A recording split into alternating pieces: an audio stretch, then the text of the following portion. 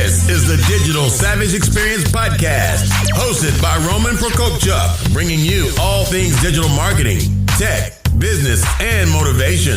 What's stopping you from becoming relentless in all aspects of life? Are you ready to become a digital savage? Let's get into today's episode.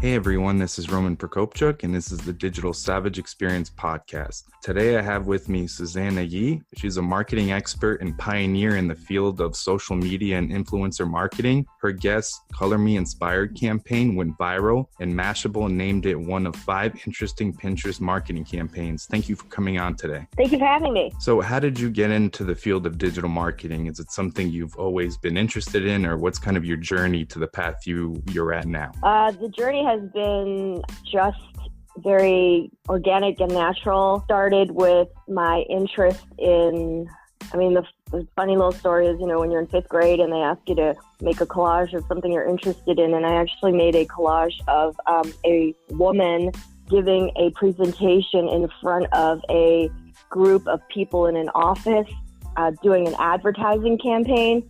So that was me in the 5th grade. And then I kind of didn't think anything more of it because my dad's an attorney and I thought I was going to law school. And then after graduating from college and working for a little bit in sales and marketing, I took the LSAT and did terribly, and took it again and still did terribly. And then I realized I wasn't going to law school. And then I realized I didn't really want to go anyways. Then I just kept working in sales and marketing and ended up in digital marketing sort of naturally, working in different parts of marketing, and found myself in digital marketing and found myself really liking social media marketing. And that's kind of how it morphed all together, while at the same time starting a personal blog about fashion because I was interested in it. And also because when I had my daughter, there was no way for me to really get around easily. So I started doing a lot of online shopping, diapers.com, that kind of thing in the early days of the internet. And so I started writing about where I got all my deals and things that I found without leaving the house with a newborn. And then it morphed into a fashion blog for, moms and women in general. And a lot of different designers started finding out about me and asking me to write about their products. And then eventually brands like Kate Spade were in town and said, we want to give a little dinner with a bunch of bloggers. Could you gather some friends? And that became a business. And then it morphed into my social media marketing company. And that's kind of how it all began.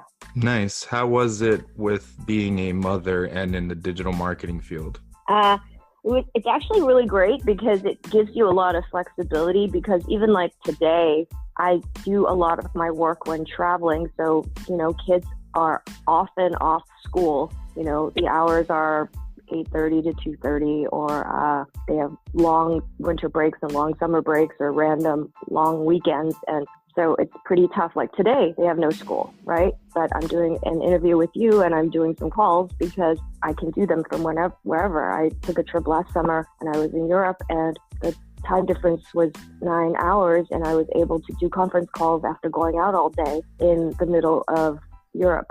So that's what I like about the space. You can work anywhere. And also I have graphic designers and developers and other social media people that I work with for my company. And a lot of them are virtual because I can find the best of the best from anywhere in the world, and they can work from anywhere as well.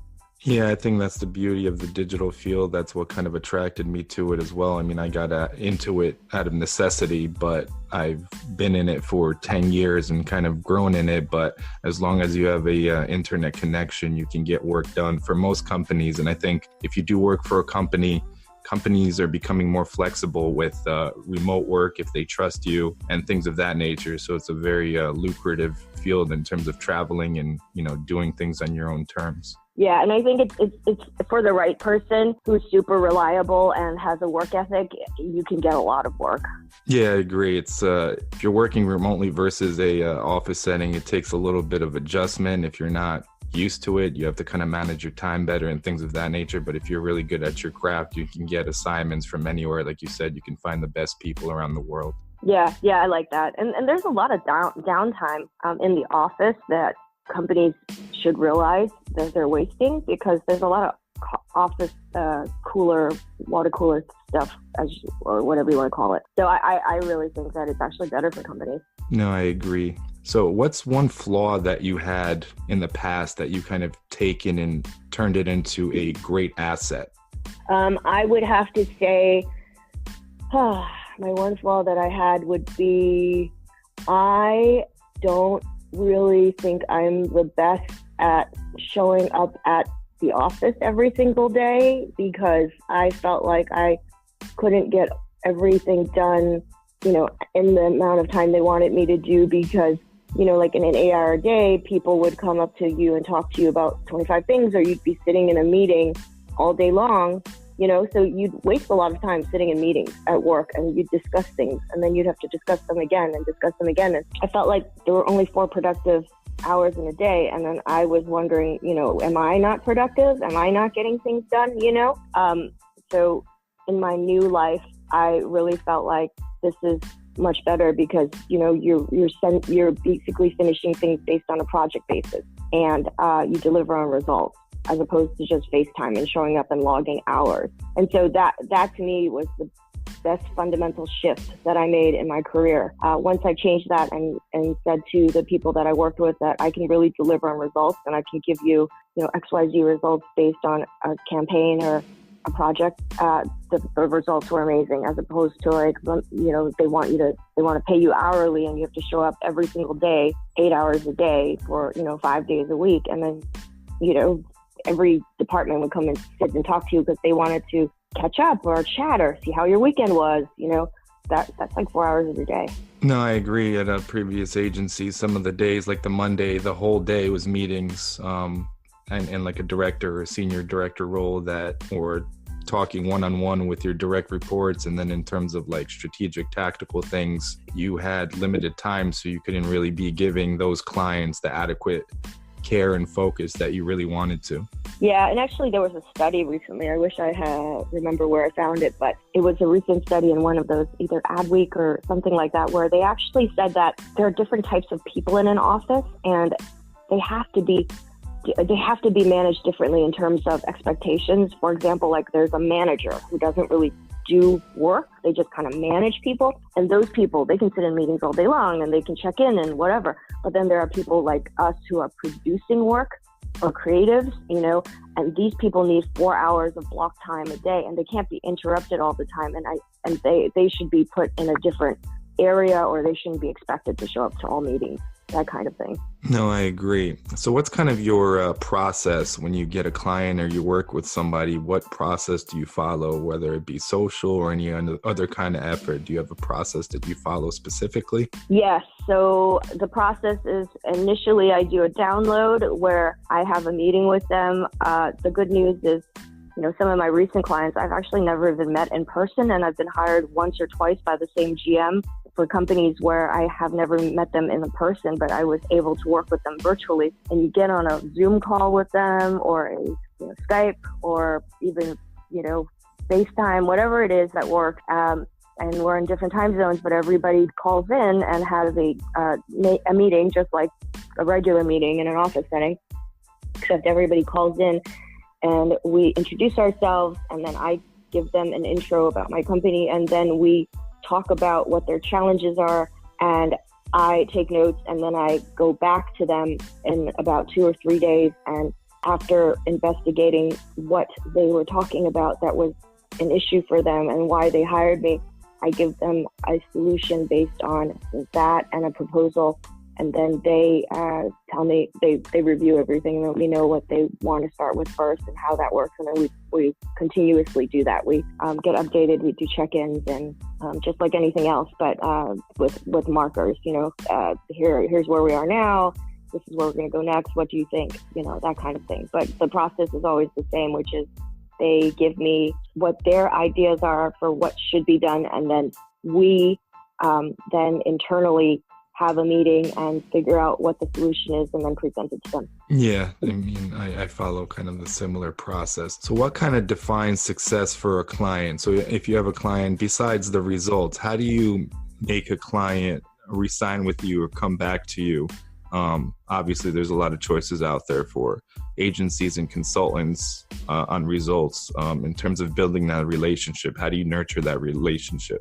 I think it's just really interesting. It's just really important to make sure that you are always looking at what is important to them. Sometimes a client is interested in, sales results. Sometimes they're interested in web traffic results. Sometimes they're interested in branding results.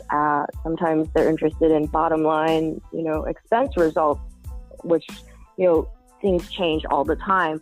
So, for example, I had a client who always called me every time he changed companies. So when he was the GM of one company, he would call me in to fix, some branding things before they would go into a B2C round or, a C2D round for funding.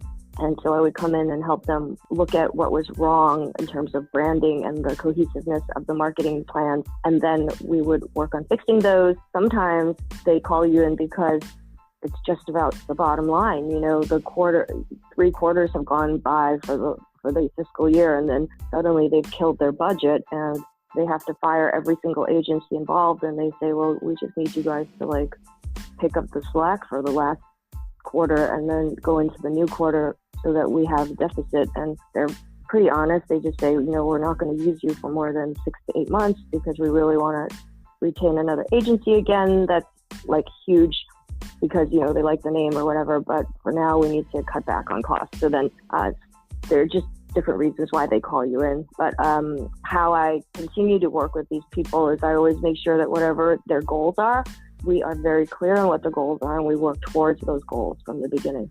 No, I agree. And obviously, like you said, there's different situations in terms of how you're being retained or if it's, a renewal or whatever the relationship may be. So what motivates you to succeed in terms of your daily life?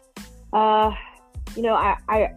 just really like the challenges and changes that happen in this space, and they happen very quickly. Keeps things very interesting. That's the creative part of this job and this industry, and that's what I like about it. I think that's what's different from some of the more traditional fields where it's the same thing day in and day out. I saw that with law growing up with my dad's law practice. I'd go in and it's the same transaction over and over again. And as highly regarded as lawyers are, not very creative, and I didn't like that part of it. And this is what I like about this industry is, you are doing technical things, but you also have to be creative about how you achieve them. No, I agree. I've actually worked with a lot of law firms in the past, and getting them to do something creative or proposing something creative, it's pulling teeth because they're so stuck in their ways. Yeah. So what's one piece of professional advice you can leave with the audience? I think if you are looking to become a consultant in this field, the best thing to do is to figure out what your niche is and really hone in on that skill set and make sure to sharpen those skills and market yourself that way. There is so much noise right now in the industry that you can't say, I'm a digital marketer and that's it, because then everybody's like, well, what does that mean? It's more important to say, I do this in digital marketing or I do this in social media marketing, and here's who I specifically work with, and really niche down to industry and skill set within the industry, and that's how you'll get noticed. Otherwise, you're just sort of part of the pile, and then there are people who say that they're doing certain things that don't do anything at all. It's so easy to say, I do digital marketing. I've met so many people who we've had meetings with where I'm like, I don't even know what you do, No, I agree. it's at companies all sizes, Fortune 500s, big agencies. When I go to networking events and I try to talk about a campaign and what you actually do, and it's just nothing really tactical is talked about, or even other agencies that I've worked with in the past. When I've come into other roles that are more client facing, like, account director, senior account director, but my background is in search engine optimization, where I look at what the SEO team does. They basically do nothing for agencies like pharmaceuticals and get paid a crazy amount of money. So they're doing a disservice to a lot of these industries, and there's a lot of room to grow and offer value. I agree with you. And that's my main concern right now. Every time I go in as a consultant and I look around, I think part of the issue is that the people who are in the jobs, some of them don't actually understand what's being done for them. And a lot of them are so afraid about their jobs in general, and they're not understanding what is actually being done for them or what they need, that they're just entrusting all of this into a large agency who may or may not be doing the correct work for them. And so it's definitely a little bit of a top-down problem. And I've seen that across the board at a lot of these large companies, because some of these people in these positions are not understanding exactly what needs to be done for them. And the agencies are, just making sure they keep the client happy. So I think going back to being in a niche and really understanding your craft, I think if there's any way to help improve this industry as a whole, I think everybody needs to just sharpen their skills and show results. Because what I don't like seeing is that people are really selling something that they're not even going to deliver, and then it gives the whole industry a bad name. Yeah, I was going to say that especially SEO has a more image of kind of like snake oil salesman, basically promising first page rankings. If somebody comes to you specifically promising you that, they're most likely than not genuine about what they can offer. So things like that. And I also think focusing kind of on the future and what's on the horizon. So things like voice search, or voice in terms of home assistance, becoming an expert in something that's coming down the road and kind of paving your own path as well. Yeah, I agree. And yes, I agree. Voice is huge. And anybody who's not looking at that now is just not going to grow with the industry. I mean, I spent like a few days with my 4-year-old nephew, and the way he uses voice search on an iPad is unbelievable, Yeah, little kids and technology are crazy nowadays. When I was growing up, obviously they didn't have any of this technology or, iPads, and they're all over the place in terms of like usability and the amount that they know about technology. Yeah, I totally agree. The only thing I'm struggling with right now is I feel like there still is room for print, but not as much, in terms of your blogs and, writing and print and that kind of thing. Not print like a newspaper, but, online, when you're reading an article. But I really think there is room for hopefully both still, but people have to think about it, because I feel like blogs are making a comeback, but video and voice is just huge, and people just don't have time to comb through an article. But at the same time, if videos are long, or voice, like a podcast might be long, it's harder for people to spend time with it unless they're driving. But so I think there's definitely a balance between all of that, but I think there's room for all of it. But we'll see which wins out, or if we can keep both going, which I think both are important still. Yeah, I agree. I think it should still be a balance, because the only way that you're really communicating is with written, and then image and audio and voice. And then it comes down to what your message is. If your message is good, it'll be good throughout time. It's just the consumption and distribution channels that will change over time. Yeah, I agree. Well, I really appreciate you coming on today. Let the listeners know how they can find you. The best way to find me would be at www.learninfluencermarketing.com. Awesome. Well, I really appreciate your time. Thanks so much.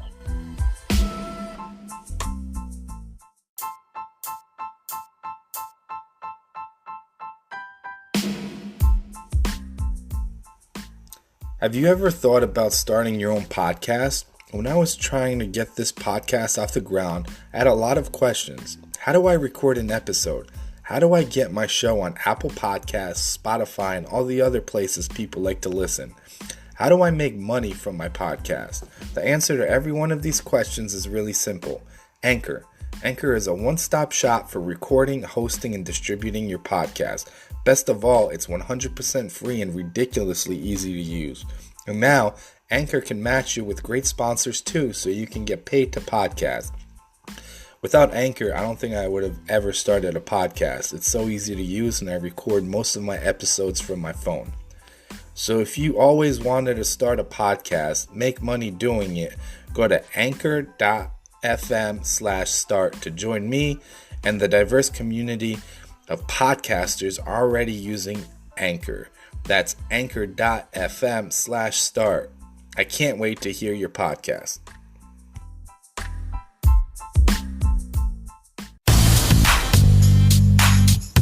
This podcast has been brought to you by Nova Zora Digital. Find out how Nova Zora Digital can help your company grow online. Learn more at novazoradigital.com. Until next time, all you digital savages.